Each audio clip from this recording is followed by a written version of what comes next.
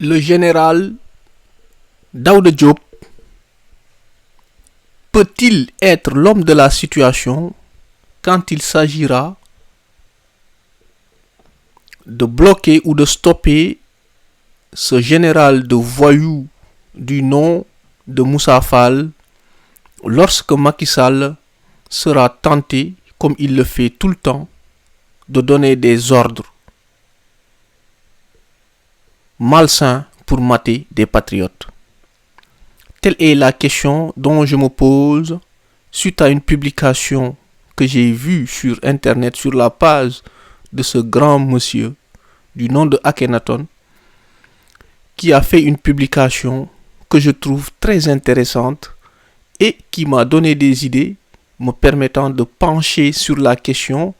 et de voir jusqu'à quelle mesure est-ce que vraiment ce monsieur du général, le haut commandant de la gendarmerie mobile serait en fait, en réalité, un homme capable de pouvoir mener un travail de patriote pour freiner ce monsieur, le général Moussa Fall. waaw tey lu tax ma jug taxaw bëgg def ay seetlu yoo xam ne yii dama gis benn publication boo xam ne Akhenaton Aton mi boobu activiste boo xam ne bii gis-gisam leer na xalaatam rafet na mu doon koo xam ne kii dafa dugal ay publication ci benn page am di fa wax ay wax yoo xam ne ay wax yu rafet la yoo xam ne yi mérité na ñun ñu attirer suñu attention ubbi ay flanc ubbi ay analyse pour jéem a xam effectivement dëggantaan ndax Akhenaton Aton publication boobu mu def publication bu am solo la wala déet, wala sax bu fekkee loolu mu joxe lu mën a nekk la wala lu mënul nekk la. loolu la ñuy jéem a analyser xool ba xam ndax dëggantaan Akhenaton lim jot a wax lu mën a nekk la wala lu mënul nekk. waaye daal loolu ci fin bi lañ koy wax, mais daal avant tout nañ jéem a xool lu Akhenaton Aton dugal ci boobu publication ba di ko wax. kon nag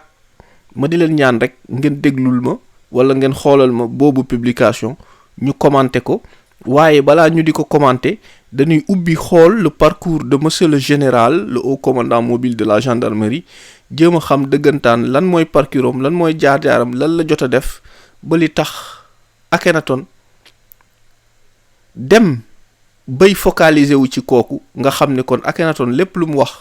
dafa di loo xam ne lii lu am solo la, dañ ko war a analyser, war ko xool, parce que moom du waxantu. léegi nag nañ dégloondoo, nañ ko xoolandoo, nañ ko liirandoo, su ko defee ñu gën a ubbi flanc yi. waaw lii la Akhenaton Aton dugal ci page am di fa bind wax naan le général Daouda Diop, l'homme qui dérange le général Moussa Fall, car le général Daouda Diop empêche d'exécuter les sales besognes de monsieur le général Moussa Fall dans les rangs de la gendarmerie nationale. ba noppi wax ni dolliwaat ci ne ça chauffe dans la gendarmerie en ce moment. donc ça veut dire que thèse bi Akhenaton Aton dugal ci bii publication mooy que ni le général Moussa Fall bu joxee ay ordre yoo xam ne ci Macky la jógee pour def ay sale boulot, góor si di général Daouda Diop moom dafay jéem a def la résistance, mooy comme ni ko Ousmane Sonko di defee sur le plan politique. maanaam am na ordre yoo xam ne bu ko le général Moussa Fall joxee, le général Daouda Diop moom da ci poser benn veto boo xam ne bi veto contraire la. léegi nag loolu noonu pour ñu mën ko gën a analyser dëggantaan, il faut que ñu penser wu dëggantaan ci parcours waa ji, jéem a xam dëggantaan moom général Daouda Diop moom mooy kan, fu mu jaar ak lu mu jàng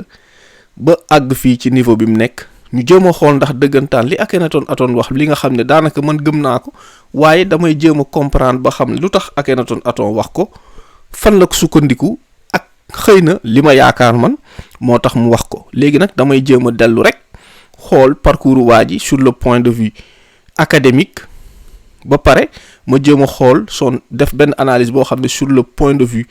personnel, professionnel et tout ce qui va avec. léegi buñ demee fii ci benn profilam LinkedIn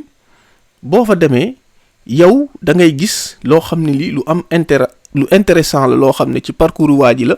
mooy que ni le général Daouda Diop moom en 1988-1992 ci la nekk université Cheikh Anta Diop def fa droit ba noppi am fa maîtrise am droit privé option judiciaire droit privé bi mu fa noppee dem école nationale des officiers d'active formation militaire en 92 ba 94 bi mu ca noppee ci la dem école d'application d'infanterie bi mu demee école d'application d'infanterie moom boobu mu ngi fa jaaree 1994 ba 95 jóge fa dem université Paris Sud fi nga xam ne foofu la jàngee droit et sciences militaires sciences criminelles maanaam criminalistique médecine légale expertise mentale donc li mu jàng lu am solo loo xam ne lu graaw la lu pointu la kon nag respect à lui je le respecte par rapport ak li mu jàng ak fi mu jaar kon c'est un profil particulier et singulier boo xam ne qui mérite une attention particulière léegi bi mu fa jógee 95 96 ci la dem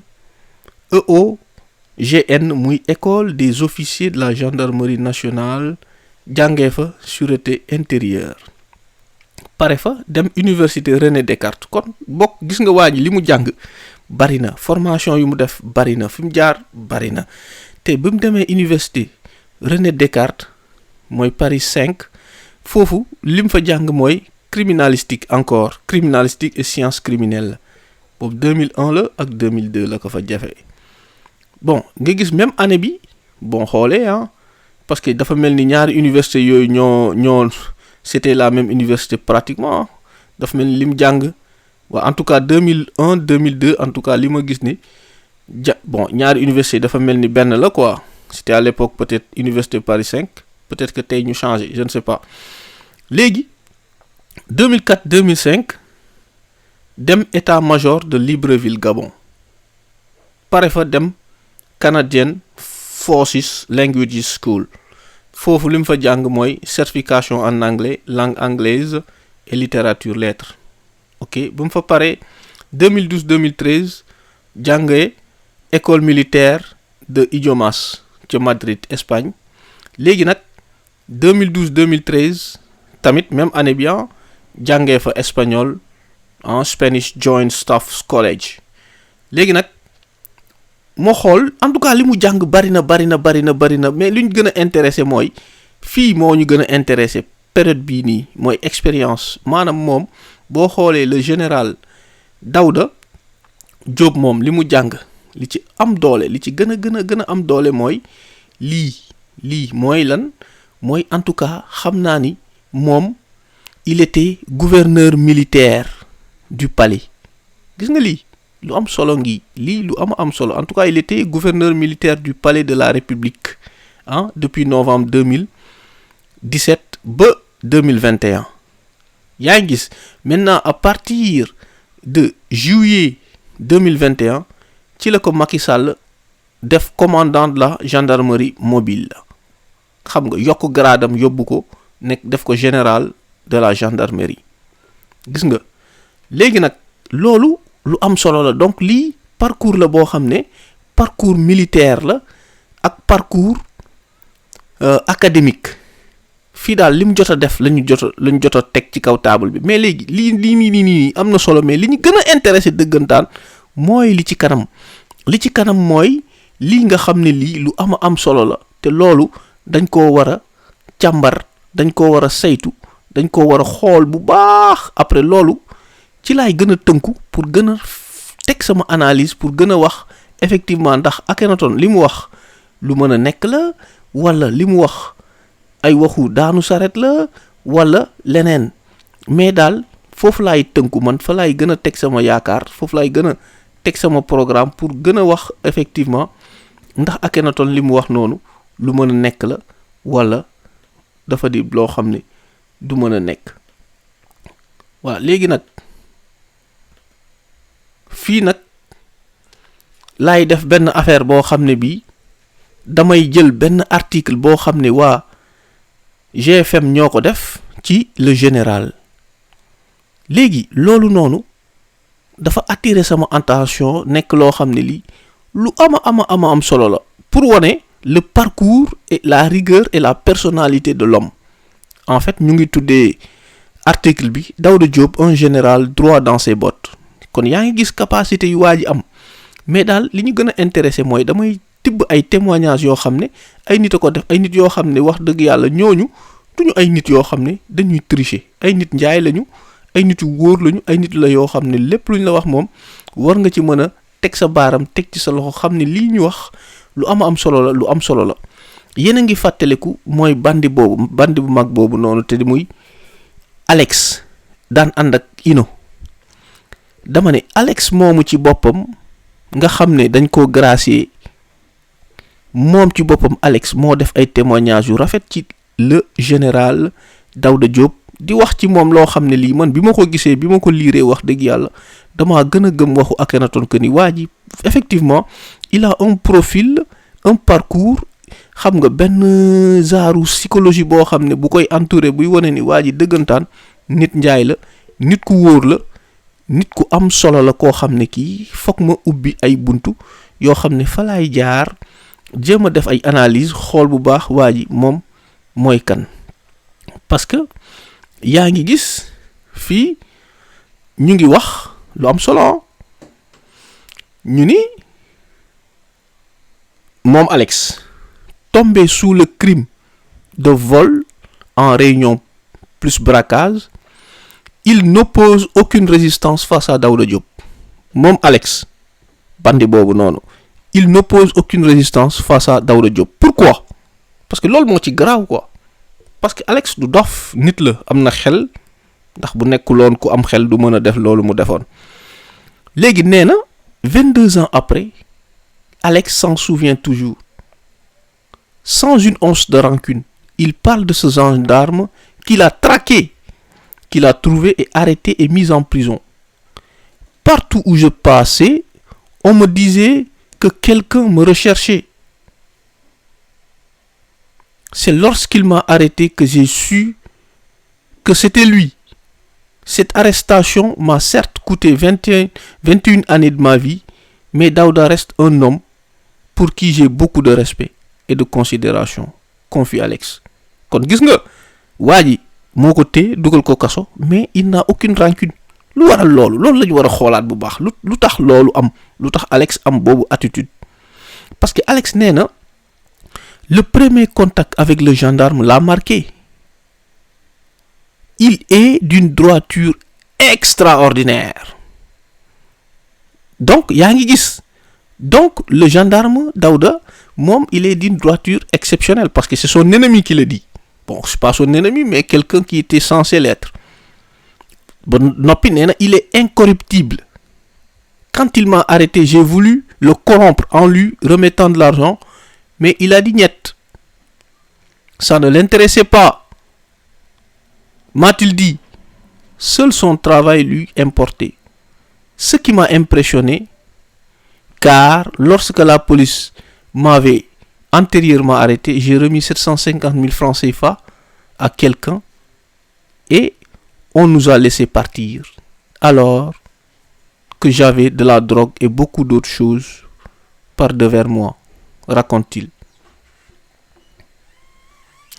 Alex waxaat ni l'autre fait qui m'a marqué, c'est comment le Pandore l'a traité à l'arrestation. nee na la torture, la violence et la brimade toujours dénoncées par les prisonniers à chaque fois qu'ils sont à la barre, il n'en a pas connu avec lui. donc il respecte l'être humain, le général Daouda Diop. mu ne c'est tout sauf Daouda Diop. certains agents torturent et manquent de respect aux mises en cause, mais lui a été d'une courtoisie exquise. Il a adopté le même comportement à l'endroit de ma famille, en lui donnant toutes les informations me concernant. Jamais il n'a bafoué mes droits. Il m'achetait même à manger, se rappelle-t-il. Encore ému, Alex derrière le combiné, sa voix rauque laisse entrevoir la longue affection qu'il a pour le général Daouda Diop, commandant de la gendarmerie mobile. kon yaa gis ni Alex wax yi mu wax ci waa ji ay wax yu rafet la, mais li ma gën a yéem sax ci waxu Alex yi mooy nee na moom ci boppam Alex nee na je le considère comme mon père, mon grand frère, confie Alex. Alex a été gracié en 2020. Et que lui, Alex lui a dit un jour, si tu le veux, tu peux être président de ce pays. Kon gis nga affection bi bu am ci waa ji, kon le gars il a un côté profondément humain. Kon nit la, ku am empathie la, nit ku am compréhension la, nit ku am psychologie la. En fait li mu jàng école mu ngi koy prouver sur le terrain en fait. Yaay gis mu ni lorsque j'ai appris qu'il a été nommé général, ça ne m'a pas surpris. Il mérite tous les honneurs et il les aura. Dans cette vie, personne ne pouvait imaginer qu'Alex pouvait compter sur le soutien de Daouda Diop à sa sortie de prison. Seulement ce que les gens ignorent est que son tombeur, le général lui-même, l'a croisé lorsqu'il a été directeur de l'administration pénitentiaire, lui a redonné des forces. Donc ça, tu vois, Wayi, malgré que Alex bandi la woon moo ko tëjoon kaso, mais il avait quand même une certaine reconnaissance quoi. Dafa xam ni waa ji dafa soxla affection te dafa soxla reconnaissance ak une partie si tu veux d'honneur. moo tax warul doon koo xam ne il faut pas les humilier quoi en fait. Si tu veux qu'ils reviennent à la droiture, au droit chemin, yow waroo leen humilier. Et puis sax xoolal boo xoolee waa ji nee na depuis que je suis libre, à chaque fois que je suis dans les difficultés, je vais le voir et il m'épaule. Quand on m'annonce à son bureau, il leur dit de me laisser venir. Pourtant Daouda pouvait le fuir lui Alex comme la peste. Kon nag loolu waxu Alex la. Kon nag loolu témoignage bu rafet a rafet la. Léegi nag li may def mooy damay survoler rapidement yi page après ma conclure. Parce que nee nañ fi en tout cas c'est le grand frère de Yahya Diop Yékini. En tout cas c'est le grand frère de Yahya Diop Yékini. Et puis que fii boo xoolee moom ce qui est sûr et certain,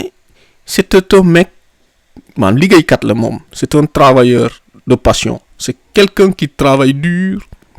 C'est quelqu'un qui respecte le travail. Partie bi loolu lañ fi wax. Mais du ma ci dugg ba sori parce que liggéeykat la loolu moom kenn werantewu ko. Mais c'est pas le côté travailleur qui m'intéresse le plus. C'est le côté humain, le côté homme d'honneur, le côté boo xam ne bii moom lañ soxla dans le camp patriotique. Parce que liggéeykat yi bari nañ Sénégal ñi mën liggéey bari nañ de. Antoine Diome sax ku mën liggéey la, mais sauf que daf ko yóbbu dans le mauvais côté de Satan foofu la nekkee. Kon luñ soxla mooy nit ku mën liggéey ba noppi jub. Kon qualité yooyu ñaar yooyu foog ñu daje. Léegi nag li mooy gën a intéressé waat c'est que moom bi mu jaaree dans l'administration pénitentiaire, parce que boo xoolee moom loolu moo nekkoon liggéeyam, foofu it bi mu fa demee il a fait de très grand travail. En fait c'est quelqu'un qui a tous les caractéristiques d'un militaire, c'est-à-dire la rigueur, la discipline, tu vois. Donc moom nit la koo xam ne en tout cas moi li ma gisagum moom je peux compter sur le mec, parce que le mec il a des qualités vraiment d'une exemplarité, des qualités je veux dire exceptionnelles, parce que nee na ñu ne moom il n'aimait pas l'injustice. Kon yaay gis ñu ne il est rigoureux, ponctuel et sait reconnaître le mérite des gens. Donc lii en fait waa ji c'est exceptionnel. Mais regarde fii yow fii xoolal ñu ne il est rigoureux, ponctuel et sait reconnaître le mérite des gens. Après ñu ni les fainéants non plus. D'ailleurs, pour vérifier le travail des agents, il fait des visites nocturnes dans les prisons pour voir si les gardes faisaient correctement leur travail. Donc c'est un homme qui travaille avec honneur et vertu. Loolu lañ soxla. Kon nag teesu Akhenaton bi maa ngi koy bëgg a gëm. En fait li ma gis a gum daal dal na gum sama xel. Yaay gis léegi nag ñu ni moom bon ma génnewaat la ay témoignages yoo xam ne yii yu ko gars yi defal la quoi yoo xam ne yii bon côté bi moom fii moom pare naa fi ah léegi nag li ma gis ok ñu ne fii wax na ñu ne les travaux avaient commencé mais ils l'avaient terminé aujourd'hui on a des dentistes et d'autres spécialistes dans les prisons kon gis nga ni moom nit la koo xam ne dafa yokk les conditions de vie des prisonniers donc nit la koo xam ne respecte na ak yelleefu sénégalais yelleefu doomu aadama bi léegi fii gis naa fi lu am solo loo xam ne bon loolu xawma lu ko waral mais gis naa ni bind nañ fi nii ñu ni récompensé pour son travail dans l'administration pénitentiaire surtout sur le respect des droits des détenus dans les prisons. Monsieur Diop, le général, a été élevé au grade de l'ordre du mérite français par le président de la République française Emmanuel Macron, une distinction qui lui avait été remise en 2019 par l'ambassadeur de la France au Sénégal. Donc gis nga kon yaa ngi gis bon li ma jot a lire fii li ma comprendre mooy que ni damaa comprendre que ni ñun Afrique ñun moomuñ suñ bopp man damaa gis ni tubaab yi ñun français yi ñun ak ñoom dañoo am ay relations yoo xam ne ay coopération wala ay système yoo xam ne dañ ko tëgg ak ñoom de sorte que dama ni waa ji bu fekkee effectivement dëgg la moom liggéeyam bi muy def ni mu ko defee rafet na ba yoom français yi dañ ko mérité dañ ko récompenser tubaab yi dañoo dem ba récompenser kon ça veut dire que gis nga Sénégal nu mu laxasoog France ak influence bi France am ci Sénégal léegi nag loolu moom lu leer la donc le général Daouda Diop nit la koo xam ne c'est quelqu'un qui a une qualité vraiment exceptionnelle donc may finir ci benn cas boo xam ne fii ñu ngi wax foofu boo xoolee fii li ñuy wax mooy c'est le caractère courtois rompu à la tâche et commerce facile du général léegi nag li ma jot a seetlu fii nii mooy partie bi moo ma gën a intéressé mooy ñu ni déjà au moment de sa nomination en remplacement du magistrat Cheikh Tidiane Diop une grogne avait fusé au sein des matons qui ne comprenaient pas qu'on leur ramène un gendarme qui les commande alors qu'ils avaient maintenant des inspecteurs qui font partie de la hiérarchie A et qui pouvaient valablement gérer leur corps. Daouda Diop, alors lieutenant-colonel, a su fédérer tout le monde en un laps de temps. Avec ses capacités managériales, il a promu les jeunes inspecteurs fraîchement sortis d'école qui avaient des choses à prouver et leur a fait comprendre que l'administration pénitentiaire sera ce qu'ils voudront bien en faire et les résultats positifs lui donneront raison. Donc tu vois que ni waa ji mën naa dem fenn foo xam ne fii nit ñi xamuñ ko comprendre duñ ko xamuñ mooy kan dégg nañu ay riiram rek ñu singali ko yaakaar ni waa ji effectivement du nit koo xam ne kii ku mën a liggéey la waaye su ñëwee rek dama ni day mel ni un aimant maanaam ñëpp lay attirer ba bu dem benn moment boo xam ne nit ñi dañuy dem ba d'accord kon effectivement je comprends que su ma extrapoler kon donc je comprends que ni certainement le général Daouda Diop nit la koo xam ne donc certainement au niveau du commandement de la gendarmerie mobile ni mu daan gérer l'administration pénitentiaire ak ni mu nekkee gouverneur à la présidence son méthode managériale bi mu mësoon a yor damay comprendre ni que c'est la même méthode moom la yor au niveau de la gendarmerie kon nag ma gëm ni moom la façon dont il gère ses hommes au niveau de la gendarmerie ce sera exactement de la même façon comme ni muy gérer pénitencier ak bi mu demee présidence donc foofu laay yemale boobu article di ñëw ndànk di delluwaat doxaat ndànk dellu ci li Akhenaton wax que ni effectivement le général Daouda Diop il refuse d'exécuter les sales besognes du général Moussa Fall. Akhenaton bu demee ba wax loolu dama koy gëm parce que li ma jot a gis ci jaar-jaaru nit ki li ma comprendre mooy le général Daouda Diop li tax mu def carrière bii nekkul ni c'est quelqu'un qui est seulement doté d'une intelligence remarquable, non, mais c'est quelqu'un qui est doté d'une capacité de travail, d'une honnêteté, d'une justice. Nit la koo xam ne am na mérite te c'est pas un faiseur de sale boulot en fait. maanaam lu ñu tuddee méritocratie dëggantaan moom la doon maanaam li mu am daf koo mérité daf koo liggéey bokkut ak ñoo xam ne dañuy maritaat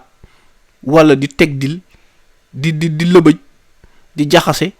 pour mën a am dara. Donc Ousseynou Seck alias Akhenaton lim jot a wax ci bii poste nekk na loo xam ne dama ci ànd à 100%. man dama gëm ni le général Daouda Diop comme ni ko Akhenaton waxee nit la koo xam ne saa yu le général Moussa Fall joxe ay ordre yu dëng yoo xam ne yi pour def li Macky Sall bëgg man gëm naa kon ni Akhenaton li mu wax dëgg la. Le général Daouda Diop moom il refuse parce que bokkut ak ADN-am bokkut ak profilam bokkut ak ni muy doxalee moom li mu jot a am yépp ci ay mérite la ko amee daf ko liggéey daf ko gëm parce que dama ni qualité yi mu am ak li Inoo wax ci moom mi nga xam ne moom général bi moo ko jàppalu bañ tëj ko lu toll ci ay 21 ans ba ñoom ñu doon ay xarit ak kan saa yu collee dem prison ba bu ñëwee wax garde yi man la général bi ne ko ne leen bàyyi leen ko mu dugg bureau am toog ñu waxtaan waa ji di ko jox ay conseils saa yu amee problème ay jafe-jafe mu ubbil ko ay buntu jox ko ay solution jox ko xaalis dimbali ko dama ne nit ku baax rek ay def loolu te nit la koo xam ne bi mu nekkee ci gérer l'administration pénitentiaire de tout le Sénégal biñ ko nommé 72 heures la def di traverser tout le Sénégal visiter prison yi xool état prison yi